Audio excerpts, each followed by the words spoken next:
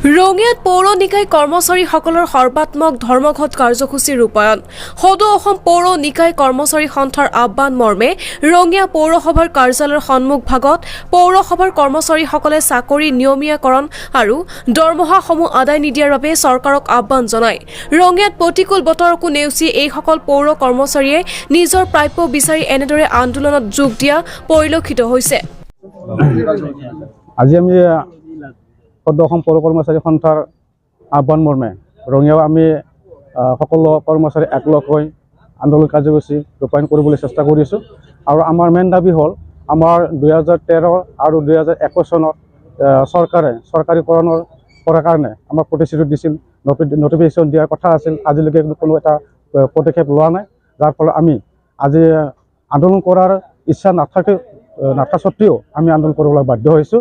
গতিকে আমি আহ্বান কৰিছোঁ চৰকাৰক যে চৰকাৰে আমাৰ সকলো কৰ্মচাৰীসকলক যে চকু মিলি চায় আৰু আমাৰ যিখিনি সমস্যা এই সমস্যাটো সমাধান কৰাৰ কাৰণে তেওঁলোকে আগবাঢ়ি আহে, সেইকাৰণে আমি আহ্বান কৰিছোঁ। আমি পৌৰকৰ্মী যিমান যি কৰ্মচাৰীসকল আছে, লেবাৰ হওক, ছুইপাৰে হওক বা আমাৰ নিয়মীয়া কৰ্মচাৰী হওক, আমি দিনে ৰাতি কাম কৰোঁ। দিনে ৰাতি কাম কৰা স্বত্বেও আমি আজিলৈকে দৰমহা দিয়াৰ কাৰণে দৰমহাৰ পৰা বঞ্চিত হৈ থাকিব লগা হৈছে।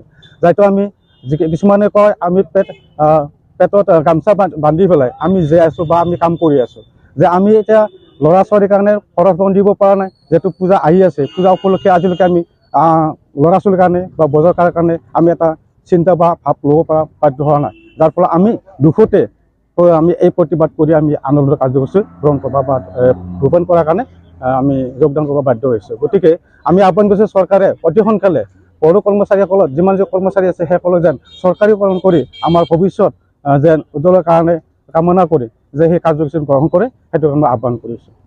আমি এতিয়া ৰঙিয়া পৌৰসভা আমি 7 মাহ দৰমহা পোৱা নাই, আৰু বাকী পৌৰসভাবিলাক আছে 4 মাহৰ পৰা 14 মাহ 15 মাহ এনেকৈ আছে, 33 মাহ পৰ্যন্ত আছে।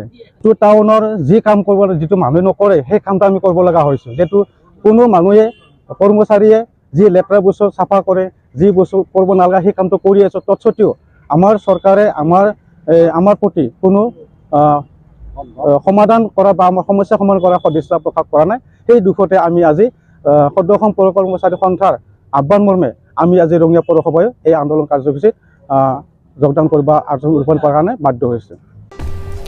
ৰঙিয়াৰ পৰা ৱাছিম আক্ৰমৰ ৰিপৰ্ট, সুহানা লাইভ।